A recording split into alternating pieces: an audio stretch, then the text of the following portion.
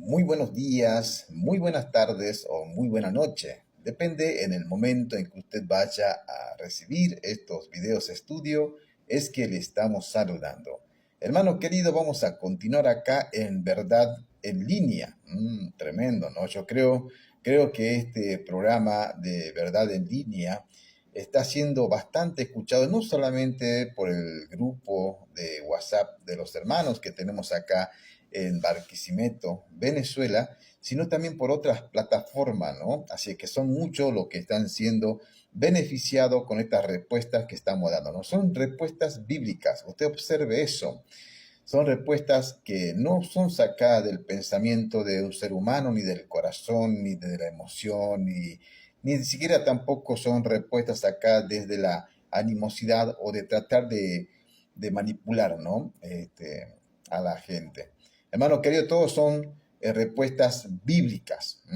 Y hoy tenemos nosotros acá en Verdad en Línea una hermana que hizo una consulta y que por supuesto también me parece muy adecuado porque uno tiene que responder, tiene que sacarse todas las dudas. De lo contrario, como usted o yo vamos a ir creciendo en esto que es la gracia y el conocimiento de nuestro Señor Jesucristo, ¿no? La pregunta en síntesis es, por ejemplo, esta. ¿Quién es el culpable cuando yo caigo en pecado? Porque sabemos nosotros, hermanos queridos, que lamentablemente y tristemente se han levantado muchas falsas doctrinas, falsas enseñanzas. ¿Se acuerdan que hemos estudiado un poco de esto? A lo largo de todo este tiempo de estudio, usted va a escuchar constantemente la palabra sana doctrina y falsas enseñanzas. Bueno, una de las tantas falsas enseñanzas es, por ejemplo, cuando un hermano o un siervo, y lo vamos a llamar hermano por amor, ¿no? Porque a veces dejan mucho que desear en cuanto si son o no son hermanos en Cristo, ¿no? Pero vamos a llamarlo por amor y por misericordia, amor, hermano. Y suelen decir cuando caen en pecado, no es que Satanás me tentó, Satanás me hizo caer, ¿no? Bueno, le echan la culpa a Satanás. Y bueno, por ahí decimos nosotros quizás sean hermanitos que no están bien formados en las cosas doctrinales, ¿no? No tienen mucho conocimiento escritural. Y por ahí, bueno, uno puede decir, está bien, tengamos paciencia. Pero ¿qué sucede? Y acá quiero que preste atención, hermano. Ayer hemos visto nosotros, le invito a que entren a YouTube a ver justamente el video anterior a este. Hemos visto falsos profetas y falsos maestros, ¿no? Pero ¿qué sucede cuando estos pseudos pastores, pseudos apóstoles, pseudo profetas, pseudo pastoras y la lista larga que hay, que dicen tener, por ejemplo, la verdad en lo escritural? ¿Qué sucede cuando ellos caen en pecado? Son descubiertos, por supuesto, y ellos mismos terminan justificándose diciendo, no, es que Satanás me hizo caer, Satanás me tropezó, me hizo caer en pecado, fui víctima de Satanás, ¿no? Bueno, muchos de ellos simplemente creen que con una simple liberación, entre comillas, liberación que hacen, ya quedan eximidos de esa culpa, ¿no, mi hermano querido? Si un líder de alguna congregación cae en pecado y no una, muchas veces, y es por supuesto evidente en la congregación, la Biblia nos enseña a nosotros que podemos juzgar a esa persona, por supuesto con justo juicio. No hablo de condenación, sino juzgar. Y lógicamente que esa persona debe ser retirada del lugar, del puesto en el que está administrando. ¿Cómo puede tener autoridad de predicar el evangelio cuando está en pecado? ¿Mm? Por lo tanto, hermanos queridos, solamente cuando ellos dicen, no, lo que pasa es que el diablo me tentó, el diablo me hizo caer, es la culpa de Satanás. No. Vamos a ver unos textos bíblicos, hermanos queridos, como siempre hacemos, para darnos cuenta justamente que la responsabilidad en cuanto al pecado es pura y exclusivamente del ser humano. ¿Satanás tienta? Sí, claro que sí, claro que sí. Pero él solamente tienta. ¿O qué podemos decir nosotros? ¿Que el ser tentado ya es pecado? No. El ceder a la tentación es pecado. Porque usted recuerde entonces que nuestro Señor Jesucristo en el desierto fue tentado por el mismo Satanás. ¿Y él cómo resistió a esa tentación? Con la palabra del Señor. Escrito está, escrito está, escrito está. Así que hermano querido, aquel que quiera venir a decir que la tentación, el ser tentado es pecado, le está llamando a nuestro Señor Jesucristo pecador, porque él fue tentado. Fue tentado en todo, como cualquiera de nosotros, pero él caminó sin pecado. Por lo tanto, la tentación no es pecado, sino el pecado es ceder a la tentación. Y eso es lo que vamos a ver hoy. Lo vamos a analizar un poquito, por supuesto, como siempre hacemos, con las Sagradas Escrituras, ¿no? Hermanos queridos, quiero invitarle yo a que usted abra su Biblia y vamos a leer, o tome nota por lo menos acá, mire, Santiago 1, ¿no? Y acá estamos por ver justamente una situación, una enseñanza que nos habla claramente, ¿no? Acá dice soportando las pruebas. Recuerden usted, como siempre le digo, que los títulos que puedan encontrar en la Biblia, más los capítulos y los versículos, esos fueron añadidos solamente para que tengamos nosotros una mejor comodidad a la hora de estudiar, ¿no? Pero en el original, estos títulos, los versículos y capítulos no solían estar presentes. Pero a veces, por ejemplo, puede ser que el título nos ayude y otras veces como quizás solamente nos confunda. Por lo tanto, si alguien quiere decir que todo esto que vamos a leer solamente se refiere a la prueba, pues no, mi hermano querido, no. En otro momento podemos estudiar qué significa la palabra prueba en el original griego koiné. Pero como no es el tema, para no marear tanto, vamos a dejar eso en stand-by. Bien, entonces estamos en Santiago capítulo 1, ¿sí? Versículo 12 al 18 vamos a leer. Y por supuesto vamos a hacer un breve análisis en cuanto a lo que dice Santiago, a lo que es la tentación y el pecado. Presta atención. Bienaventurado el varón que soporta la tentación. Bueno, ahí tenemos nosotros una bienaventuranza, es algo tremendo porque esta bienaventuranza no viene de un pseudo pastor, de un pastor o un hermano, no, esto viene directamente del Espíritu Santo. Él te dice, bienaventurado el varón que soporta la tentación. Cuando dice varón, también lógicamente podemos agregar acá a la mujer, ¿no? Es lógico, eso no cabe duda. ¿Qué más dice? Porque cuando haya resistido la prueba, y acá esto es lo que yo digo que en un momento vamos a estudiar más profundamente, pero la prueba también significa tentación. Tentación. La prueba también es tentación porque Cristo fue probado en el desierto, entonces fue tentado por Satanás. Recibirá la corona de vida que Dios ha prometido a los que le aman. Bueno, este es un premio a futuro, esto es algo de escatología a futuro. El varón, la hermana que soporta esa tentación, que vamos a ver cuáles son, por supuesto, resiste esa prueba, ¿sí? Él va a recibir la corona de la vida, que es una promesa que dice Dios va a dar a todos sus hijos, ¿no? Versículo 13. Cuando alguno es tentado, o sea, cuando uno está en la prueba esa de la tentación, cuando uno es tentado, no diga que es tentado de parte de Dios. Presta atención a esto. No diga que es tentado de parte de Dios. Porque va a haber alguno que va a decir, no, es que Dios me está probando, es que Dios me está tentando. Ojo, hermano. No cometamos error. Claro que Dios puede probar, sí, pero no todo es prueba y no todo, Él no tienta a nadie.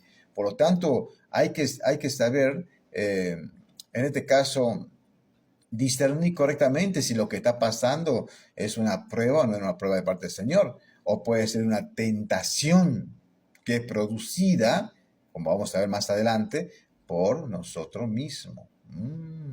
Acá no vemos a nada Satanás hasta ahora, ¿eh? Hasta ahora no vemos nada de Satanás. Cuando alguno es tentado, no diga que es tentado de parte de Dios, porque Dios no puede ser tentado por el mal. Ni él tienta a nadie. Es clarito, ¿no? Es clarito. Versículo 14. Sino que, hoy por favor, Señor, aquí usted subraye esto, aprenderá de memoria todo esto que está acá. Sino que, ya sabemos cuál es el problema, hay tentación, hay que soportarla, esa tentación prueba, hay que resistirla, vamos a tener premio, corona de vida, pero también somos tentados, no digamos que somos tentados por Dios, porque Dios no tienta a nadie, Pero entonces, ¿qué pasó? Bueno, sino que cada uno es tentado. Cada uno es tentado cuando de su propia concupiscencia es atraído y seducido. Por favor, Señor, ¿dónde quedan acá estos falsos maestros? Yo quiero saber dónde quedan acá estos falsos maestros que dicen, no, lo que pasa es que a mí Satanás me tentó y me hizo caer en el pecado de adulterio, de fornicación. No, es que Satanás me hizo tropezar a mí, me hizo robar, me hizo mentir. Mentira, mentira del diablo. Porque acá la palabra de Dios dice bien clarito que cada uno es seducido y tentado de su propia concupiscencia. Concupiscencia. Bueno, yo he buscado un poquito a ver qué significa concupiscencia para que aprendamos nosotros también. Tome nota, la concupiscencia, ¿qué es? Veamos un momentito qué es la concupiscencia. Bien, acá hay un significado bíblico de la palabra concupiscencia, ¿sí? Dice así, el término concupiscencia se refiere a un deseo intenso de obtener placer. Se refiere a un deseo intenso de obtener placer. ¿Qué más dice esto? En la mayoría de los versículos bíblicos donde encontramos esa palabra, su uso está relacionado con dejarse. Ay, no te puedo creer. Perdón, hermanos queridos, se me cayó acá un poquito el internet. Vamos a ver si lo recuperamos una vez más. Pero hasta ahí usted puede observar tranquilamente que no es como están diciendo que Satanás es quien te hace caer. No, no, no, no. Acá está diciendo bien clarito que depende de cada uno de nosotros, ¿no? Bueno, veamos un poquito más entonces. Bien, seguimos entonces la palabra. A ver dónde había quedado yo acá. Perdón, acá está. Esa palabra su uso está relacionado con dejarse llevar por la naturaleza pecaminosa en alguna área de nuestra vida. Alguna área de nuestra vida. No está solamente relacionado con lo que es la parte sexual, sino también con otra parte. Presta atención, ¿no? Muchos asocian la concupiscencia con el placer sexual. Y esa es una de las áreas principales en la que se manifiesta. Pero también pueden ser un deseo desmedido de obtener riquezas y placeres terrenales o la inclinación a dejarse llevar por deseos descontrolados. Hermano querido, ese es el término real de la palabra concupiscencia.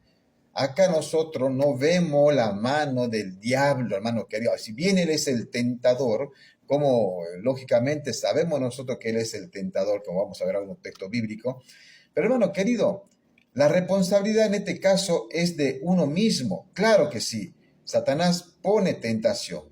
Claro que él pone muchas pruebas en el sentido de ver para hacernos tropezar. Eso es lógico, ¿no? Que en una parte Dios le permite también a este enemigo natural del creyente que lo haga, pero con el único objetivo de probarnos. ¿El único objetivo de qué?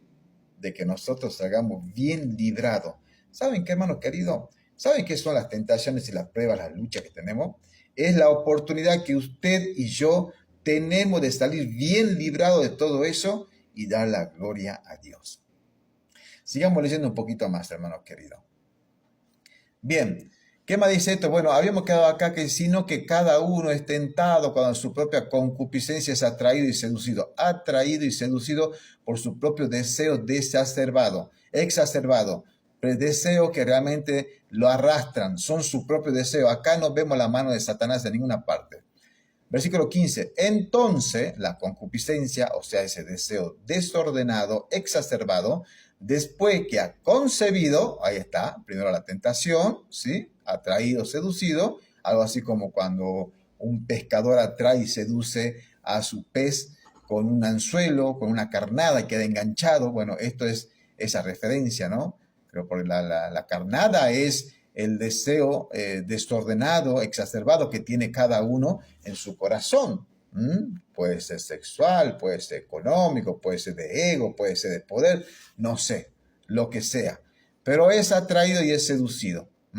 Luego dice acá, entonces, ahí está la consecuencia.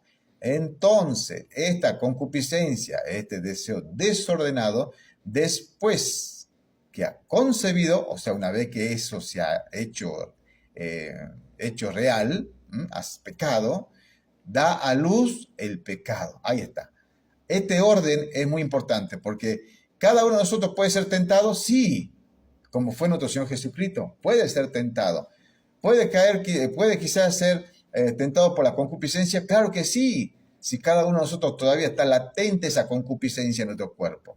¿Puede ser atado y seducido? Sí, ya está al límite de caer en pecado. Pero lo que no tiene que hacer es esto. Después que ha concebido, o sea, cuando ya cae en ese pecado, da a luz el pecado. Da a luz el pecado. ¿Y qué pasa luego? Y el pecado, siendo consumado, ya se hizo, da a luz la muerte. Esto hay que entender esta parte para que no se confundan. En muerte da a entender como una muerte física en el creyente. No una muerte espiritual porque usted tiene ya al dador de la vida, por lo tanto, usted va al cielo, ¿no? Pero hay sí una muerte espiritual en el sentido de que se rompe la comunión con Dios, por ejemplo, ¿no? Ya al romperse esa comunión con Dios, bueno, lógicamente tiene que ser restaurado. No estoy hablando yo de pérdida de salvación. ¿Qué Dios dice esto? Amados hermanos míos, no erréis. Toda buena dádiva y todo don perfecto desciende de lo alto. Gloria a Dios, del Padre de las luces. Gracias, Señor, en el cual no hay mudanza ni sombra de variación. Él, de su voluntad, nos hizo nacer de la palabra de verdad para que seamos primicia de sus criaturas. Amén, hermano querido, aquí usted y yo estamos viendo claramente entonces ese proceso de la tentación. Hay un proceso, como una mujer está embarazada encinta, ¿no? Por supuesto, 9 meses gestando a ese bebé. Bueno, esto es lo mismo prácticamente. Por eso acá, claramente, cuando habla de la concupiscencia, el versículo 15, después que ha concebido, da a luz, ¿qué cosa? El pecado, da a luz el pecado. Claro, una vez que lo tiene en la cabeza dando vuelta, la concupiscencia, bueno, yo voy a hacer así, voy a hacer esto, y ¡pum!, cae en pecado. Cae en pecado. Pero estos sinvergüenzas, falsos maestros, lobos rapaces, dicen, no, yo no he pecado, no soy yo, Satanás me hizo caer. Mentira, mentira del mismo Satanás, hermano querido. No le crea a estos sinvergüenza porque están engañando, están mintiendo lamentablemente y de manera descarada, ¿no? Teológicamente, la culpa del pecado, presta atención a este comentario, es una interacción entre la tentación de Satanás y la libre voluntad humana. Satanás es el tentador y el padre de la mentira, que incita, pero el ser humano es el responsable final de elegir desobedecer a Dios, como se ve, por supuesto, en la calle de Adán y Eva, ¿no? Ellos fueron culpados por esa decisión. No fue culpado totalmente la serpiente. Hubo una interacción entre ellos. Lo mismo sucede con nosotros. ¿Entiende? Pero a la final, hermano querido, a la final de todo esto, el que elige pecar es el ser humano. Es el ser humano. Por lo tanto, usted y yo tenemos esa fuerza, esa capacidad, si tenemos el Espíritu Santo, de resistir a la tentación. Por eso en Santiago vemos que dice tal cosa, ¿no, hermanos queridos?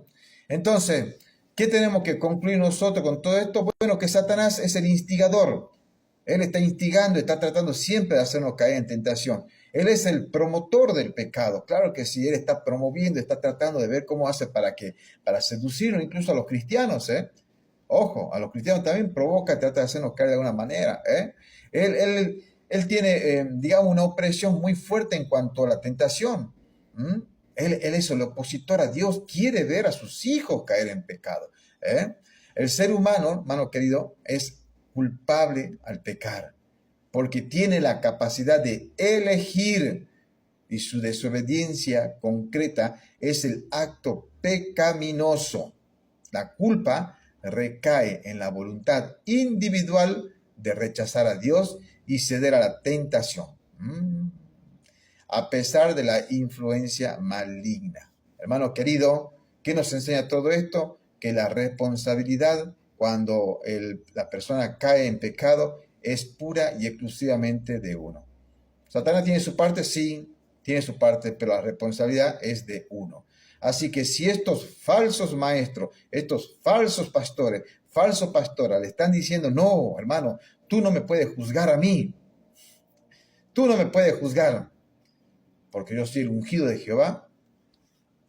Ojo, ojo, ese muy probablemente sea un falso maestro. Y simplemente está tratando de justificar su pecado delante de la congregación y de seguir en ese puesto. Si él fuese un hijo de Dios, si hubiese caído en pecado, un hijo de Dios no va a poder seguir trabajando en la obra. Se va a sentir muy sucio, muy cochino, no va a justificar su culpa, lo va a reconocer delante de Dios. Y de manera que va a dejar el ministerio, por lo menos un buen tiempo hasta ser restaurado.